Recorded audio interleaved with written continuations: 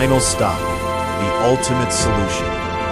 একজন সফল শিক্ষক হওয়ার মানে কিন্তু সব প্রশ্নের উত্তর জানা নয়, বরং এর মানে হলো সঠিক প্রশ্নগুলো করতে পারা।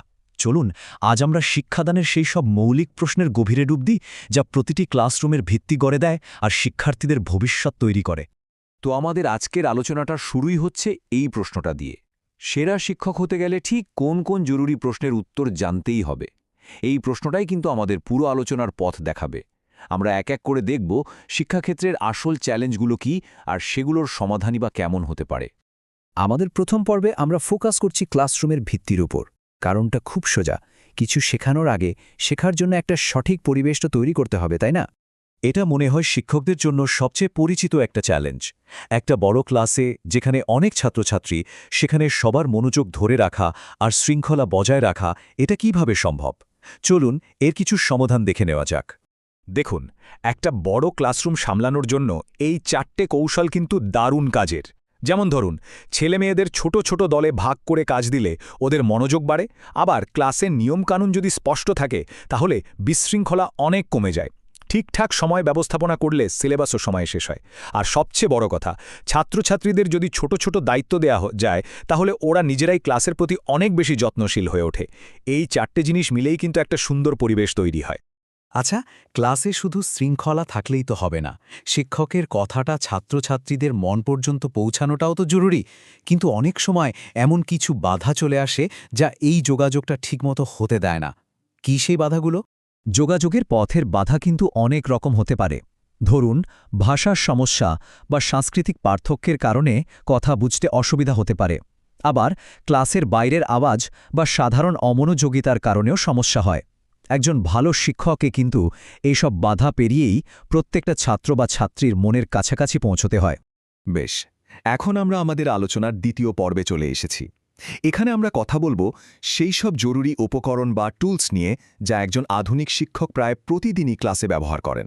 এই টুলসগুলো নিয়ে কথা বলার আগে চলুন দুটো খুব সাধারণ কিন্তু গুরুত্বপূর্ণ বিষয় পরিষ্কার করে নিই: শিক্ষাদান আর শেখা। এই দুটোর মধ্যে আসল পার্থক্যটা কোথায়? কারণ এই দুটোকে এক সুতে বাঁধার নামই তো শিক্ষকতা। ব্যাপারটা আসলে খুবই সহজ। শিক্ষাদান হল জ্ঞান বা দক্ষতা দেওয়ার একটা প্রক্রিয়া যেটা শিক্ষক করেন, আর শেখা হল সেই জ্ঞান বা দক্ষতা অর্জন করার প্রক্রিয়া যেটা ছাত্রছাত্রীরা করে। একটা আসছে শিক্ষকের দিক থেকে আর অন্যটা ঘটছে শিক্ষার্থীর নিজের ভেতরে। একজন শিক্ষকের টুলকিটের সবচেয়ে শক্তিশালী একটা টুল হলো প্রশ্ন করা। কিন্তু সব প্রশ্ন তো আর একরকম হয় না, তাই না? কিছু প্রশ্ন আছে যা ছাত্রছাত্রীদের সত্যি সত্যি ভাবতে বাধ্য করে। যেগুলো কী ধরনের প্রশ্ন? শিক্ষকদের হাতে মূলত 4 ধরনের প্রশ্ন থাকে। যেমন বদ্ধ প্রান্তিক প্রশ্ন, যার উত্তর সাধারণত হ্যাঁ বা না হয়। এগুলো দিয়ে ওরা কতটা জানে তা পরীক্ষা করা যায়। আবার অন্যদিকে মুক্ত প্রান্তিক বা প্রতিফলনমূলক প্রশ্নগুলো ওদেরকে একটা বিষয় নিয়ে গভীরভাবে চিন্তা করতে সাহায্য করে। প্রত্যেকটা প্রশ্নেরই কিন্তু একটা খাস উদ্দেশ্য আছে। এই টুলকিটের আরও একটা জরুরি অংশ হল ফিডব্যাক, মানে ছাত্রছাত্রীদের কাজের উপর মতামত দেওয়া। কিন্তু এটা ঠিক কী কাজ করে? এর আসল উদ্দেশ্যটাই বা কী?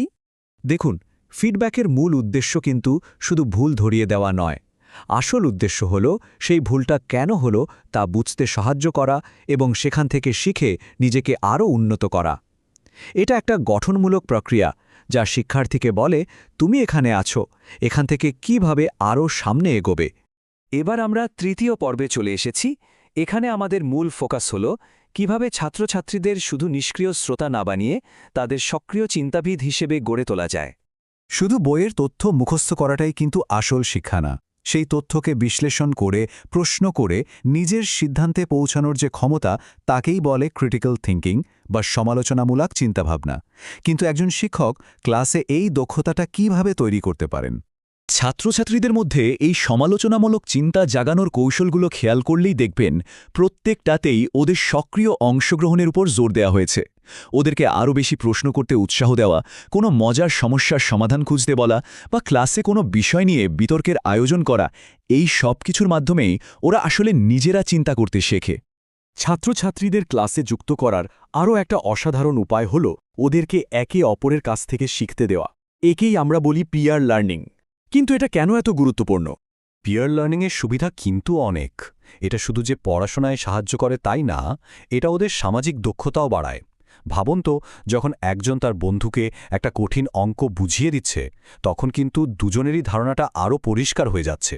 ওরা একে অপরের শক্তি থেকে শিখতে পারে, আর ওদের মধ্যে সহযোগিতার মনোভাবও তৈরি হয়। আমাদের আলোচনার একেবারে শেষ পর্বে আমরা দেখব কিভাবে প্রত্যেক শিক্ষার্থীর আলাদা আলাদা চাহিদা পূরণ করা যায়, কারণ একটা ক্লাসের সবাই তো আর একরকম হয় না, তাই না? এটা একটা ক্লাসিক চ্যালেঞ্জ। একই ক্লাসে কিছু ছাত্রছাত্রী খুব দ্রুত শেখে, আবার কেউ কেউ হয়তো একটু পিছিয়ে থাকে। এই আলাদা আলাদা গতির ছেলেমেয়েদের একসাথে এগিয়ে নিয়ে যাওয়া যায় কিভাবে? এর সমাধান হল ডিফারেন্সিয়েটেড ইনস্ট্রাকশন বা ভিন্নধর্মী নির্দেশনা। এর মানে খুব সহজ, ক্লাসের সবাইকে একই পাল্লায় না মাপা। যারা একটু পিছিয়ে আছে তাদের জন্য একটু বেশি সাহায্য করা, আর যারা এগিয়ে আছে তাদের জন্য নতুন কোনো চ্যালেঞ্জ তৈরি করে দেওয়া। এতে ক্লাসের কারো শেখাই কিন্তু থেমে থাকে না। এখন একটা অত্যন্ত সংবেদনশীল কিন্তু খুব জরুরি বিষয়ে আসা যাক। যেসব বাচ্চার বিশেষ সহায়তার প্রয়োজন, তাদের জন্য একজন শিক্ষক ঠিক কী করতে পারেন? এখানে ধৈর্য আর সহানুভূতির তো কোনো বিকল্প নেই, তার পাশাপাশি কিছু বাস্তব পদক্ষেপও নিতে হবে। যেমন ওদেরকে ব্যক্তিগতভাবে সময় দেওয়া, ক্লাসের পড়ানোর পদ্ধতিটা এমনভাবে সাজানো যাতে ওরাও অংশ নিতে পারে, আর অবশ্যই বাচ্চার বাবা মা এবং বিশেষজ্ঞদের সাথে মিলে একটা টিম হিসেবে কাজ করা। এভাবেই কিন্তু একটা সত্যিকারের সহায়ক পরিবেশ তৈরি করা সম্ভব। আমরা একটা প্রশ্ন দিয়ে শুরু করেছিলাম, আর শেষও করব একটা প্রশ্ন দিয়েই।